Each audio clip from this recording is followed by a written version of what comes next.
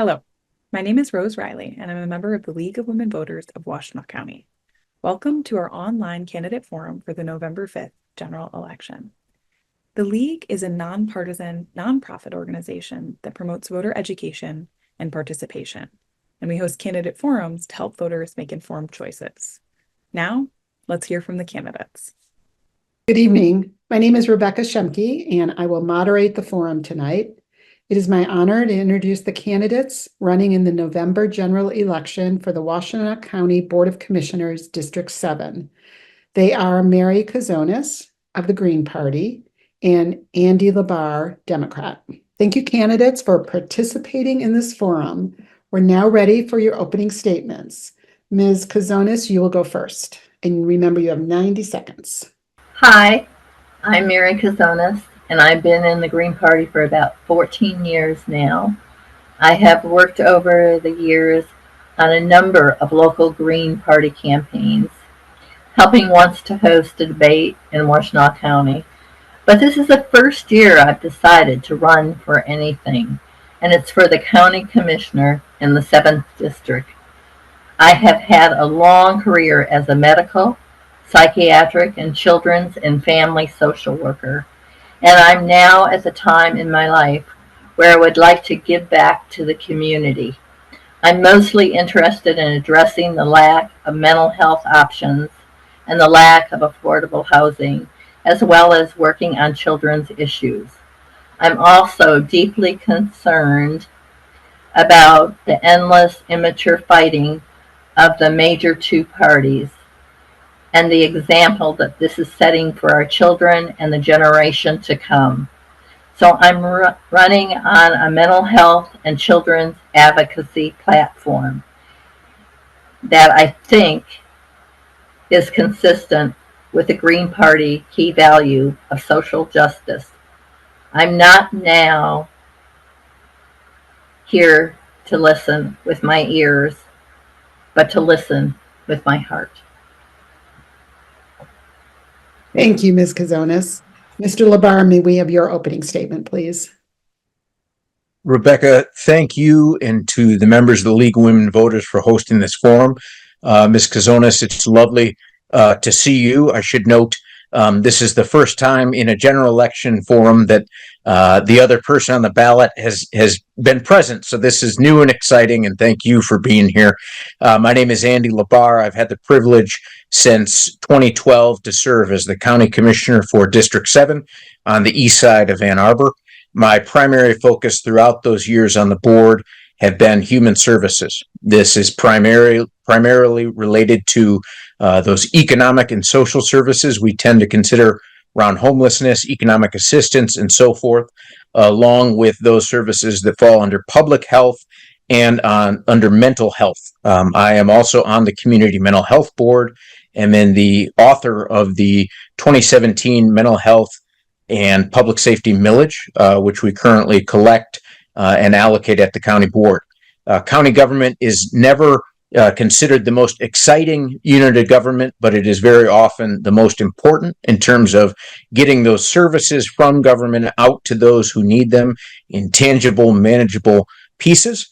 And I look forward to the discussion tonight, and thank you again for the chance to be here. Thank you, candidates. And now to the questions. We'll start with Mr. LaBarre for the first question. In your opinion, what are the county's primary responsibilities? Rebecca, above and beyond anything else, the county has responsibility for those duties that are mandated in the state constitution and state law that fall under the 5 countywide offices: sheriff, prosecutor, water commissioner, treasurer, and then our clerk. Beyond that, the primary service that the county is most importantly in charge of are human services. These are the services that folks tend to categorize as social welfare or social justice related issues. They run the gamut from economic assistance to more technical assistance in nature. They have both general fund application in departments like Office of Community and Economic Development, and non-general fund application, things like community mental health and public health, which are primarily federal and state level pass-throughs. Beyond that, oversight of the county operations is a critical job for the Board of Commissioners, and its most important role is reflecting the will and voice of the people we represent as we make county policy, both in the annual budget and in more long-term programmatic endeavors. Great, thank you. Ms. Kozonis, the same question. I feel that probably one of the biggest things that is out there to kind of look at, and I think that it has been looked at, but I think it needs a little more looking at, and that is the sense of the mental health and mental health with children, and that. I feel that that sometimes gets lost. My concern are some of the things that are going on in the schools, and the fears that these children are having, and that there's not enough. I don't know if there's not enough dollars, or if it's just not a top priority, or it's just not what it is exactly. But what is happening is these kids are very, very, very scared right now. The mental health focus is very, very strong. And I'd like to see more programs that the community puts into place with mental health and with the opportunities for the kids to grow and be able to feel that they don't have to feel unsafe. Thank you for that answer. Ms. Kozonis, the next question will start with you. The county's 4-year budget is approximately $500 million. What experience or education prepares you to oversee county finances of this magnitude? You know what? I have to be very honest. I don't know a lot about finance. That's probably not my area of expertise. I'm more into the human focus, but where that, when it comes to money, where that goes to. But as far as being there to say that I have that expertise to do that, I'm not going to say that I do. Okay, thank you for that. Mr. LaBarre, same question. In general, the county general fund is around $140 million annually. Once you count state and federal pass-through over a 4-year period, that rises in aggregate to north of $1 billion. And so it's a large number to sort of wrap our heads around. I've been fortunate enough over 12 years as a commissioner. Among those years have been 2 as chair of the Ways and Means Committee and 2 as chair of the board as a whole. That has given me valuable experience in it. I'd also like to say, however, that we're guided by professional staff and state law in terms of the requirements of the budget. We also seek outside services in terms of an audit firm. And so this is a process that is complex and that does involve some learning. But I think Mary makes a great point that it's also a human endeavor. And so really bringing those values to the board table along with that experience, that's a mix I try and have on an annual basis and at all times. Okay, thank you. Mr. LaBarre, the next question will start with you. Do you believe Michigan elections are free and fair? If not, what steps are needed to ensure that they are? I think that's one of the most serious questions you could ask. My answer is yes, absolutely. Michigan elections are free and fair. They are not, however, without some of the systemic racist sort of residue of past generations, where it is not always as easy for all Michigan residents to vote. Some of the reforms in 2018 and in 2022 at the ballot have rectified some of those wrongdoings. I want to give a special recognition to Secretary Benson and her work as our Secretary of State. But look, we have the best election system in the world, but it is predicated on trust. And unfortunately, Donald Trump over the last really 8 years has bred a sense of distrust in American elections that folks like our county clerk, Larry Kestenbaum, and the civil servants who do those jobs day in and day out, they have to work extra hard to combat. And so I'd say to anybody that would listen, yes, they are free and fair, but what we all have a duty to do, in my opinion, is to make that clear, to communicate that to neighbors and to those we know and love and work with, and really to lean on the traditions of the democratic process that have served this country so well. Those are free and fair elections, but it's not that way by accident, and it's not that way without some sense of ongoing work on behalf of every citizen. Thank you, Mr. LaBarre. Ms. Kozonis, same question, please.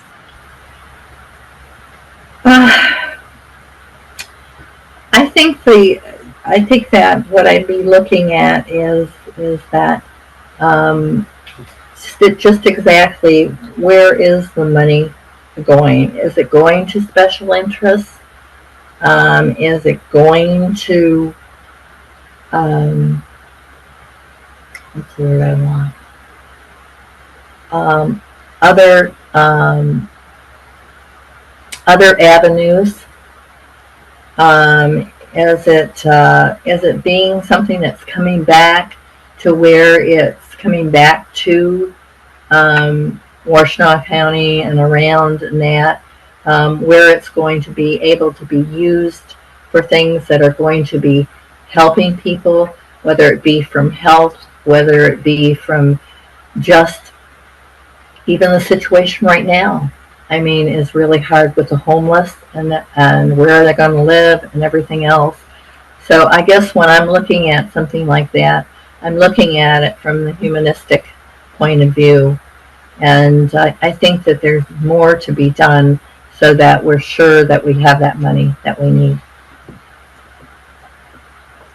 Thank you, Ms. Kozonis. The next question will go to you first, Ms. Kozonis. In November, voters will be asked to renew the county community mental health and public safety preservation millage. Do you support this millage request, and why or why not? 100%.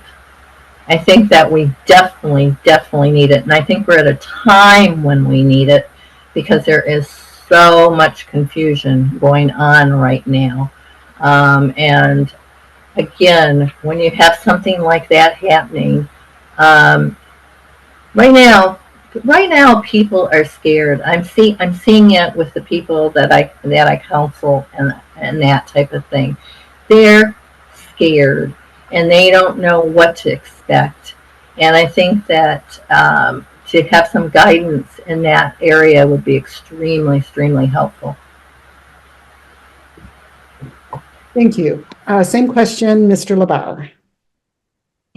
My answer is affirmatively yes. I'm the person who wrote the language in 2017 and played a key role, particularly with my colleague Annie Somerville, in some of the ordinance amendments that we made around the allocations within the sheriff's office from that millage.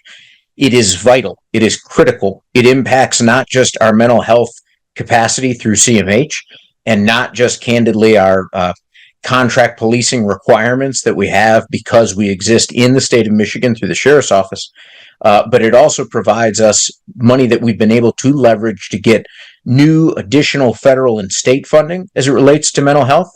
And it provides for a system, very candidly, that I think Mary and I agree is generally underfunded and over-needed, overused, over-required in terms of the services that folks day-to-day need and use. Beyond the mental health and public safety aspects, there are also the aspects of that millage in terms of what the municipalities use any of their rebate portion for. City of Ann Arbor has done laudable things as it relates to climate change and others. And very candidly, the entire county fiscal picture is impacted by that millage because it provides roughly $20 million in total, of which about $14 million is coming to the county as a whole. Those are obviously earmarked funds for mental health and services under the sheriff's office, but they impact many others that the county and other entities do. And so it's a vital millage. If there are any criticisms on its complexity, aim those at me. But please vote for that millage and the capacity it provides for those vital services. Thank you, Mr. LaBarre. And the next question will start with you, Mr. LaBarre.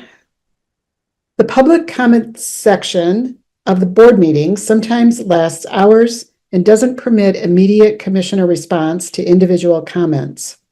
What specific steps do you support to improve two-way communication between commissioners and their constituents? Thank you, Rebecca. It does allow for commissioner feedback, and so commissioners do have the ability to, in their comments, highlight which comment they are replying to. But it's an inadequate system that tries to essentially, one, comply with the Freedom of Information Act and the Open Meetings Act, two, practically address the volume of public comment that is driven by issues in the community and what is of interest to the people there. It tries also in a 3-minute time frame to afford time that is both sufficient for the comment and short enough that we can get to multiple. There's no easy way to make a 2-hour public comment section fun and accessible, but it's the job of commissioners always to pay full attention to those comments, to do their own sifting in the moment in terms of what they want to reply to and when, where, and how.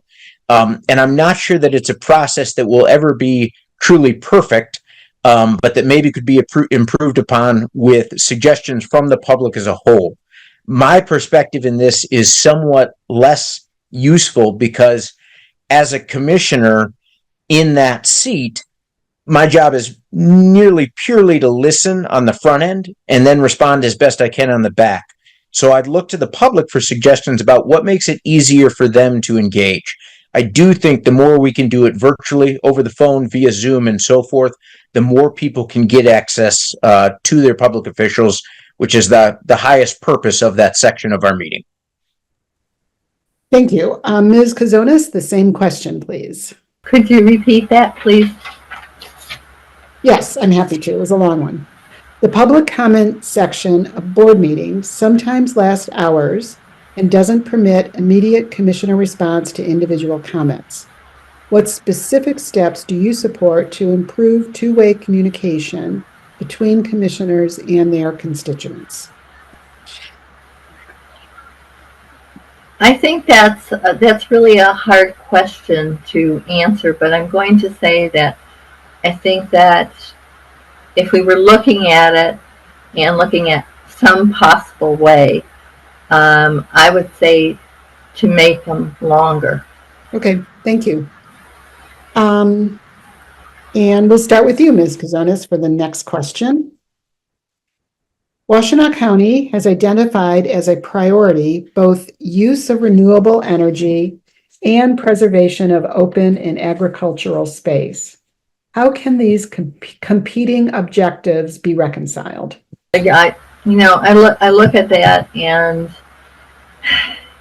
that's a real hard question to answer, because no matter what you do, something kind of has to be, there has to be some sacrifices in it. And doesn't always come, and it's not always very pleasing to people out there.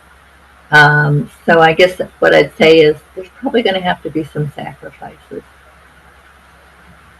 Okay, thank you. Mr. LaBarre, same question.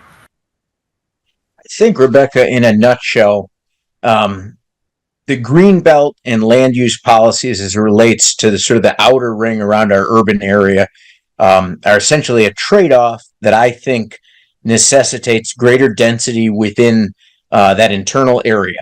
I support generally greater density within the city of Ann Arbor. I think we can do that in the right way.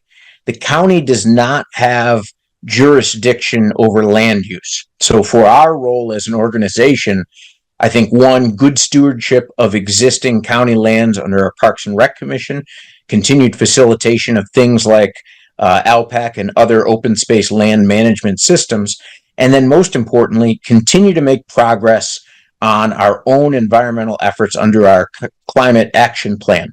So for instance, we're considering port infrastructure upgrades for one of our courts. One of the driving cost factors that we'll need to balance, among others, is the inclusion of renewable energy infrastructure, solar panels, other things like that. I think personally the county has to maximize how much it does on our own infrastructure and land, and has to be generally a good community partner. I should note, I led the reuse of the now Veridian site on the southern part of the Washtenaw County Mary Lou Murray Parks and Rec facility on Platte Road. It was a compromise between land use, environmental efficiency, density, and purpose of land use in housing. I think we need to do more projects like that when we can, in ways that make sense and maximize as much environmental benefit as we can. Thank you. This will be our final question, and we'll start with you, Mr. LaBarre. How do the interests of residents of your district conflict with the priorities of the county at large? Is your duty to your constituents or to all county residents? Yes. In all candor, I have a duty to every constituent I represent, but that duty can never supersede the role of being a policymaker for the entire community under the auspices of the county. I owe any and all constituents a complete answer, my most honest assessment of things, and responsiveness in constituent services.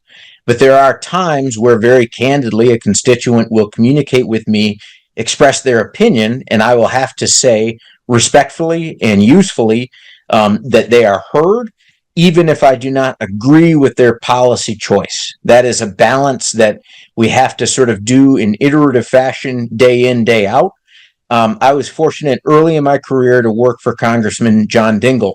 And one of the things that job taught me above all else was treat folks with respect, respond to every inquiry, and err on the side of too much honesty and information, so that if you do have to tell someone you disagree, you can do so in a way where they appreciate, one, that you were forthright, and two, that you were public servant in the sense of providing them answers to the questions they sought, regardless if it agreed with their viewpoint on the policy issue.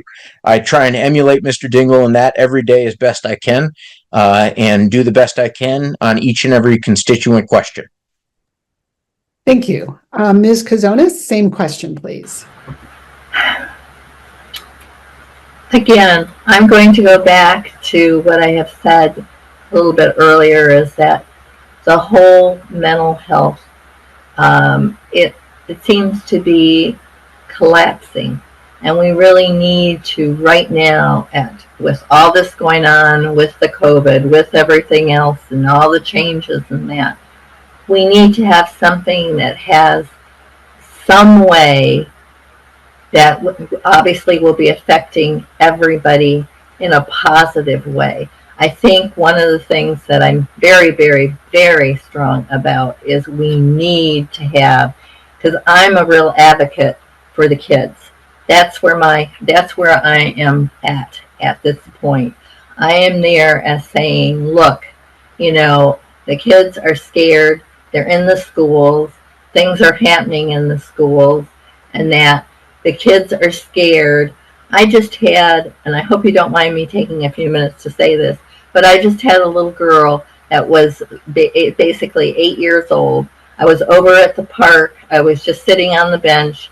She was crying. I went over to see her, and she kept saying to me, "They're going to bomb us. They're going to hurt us. They're going to hurt us.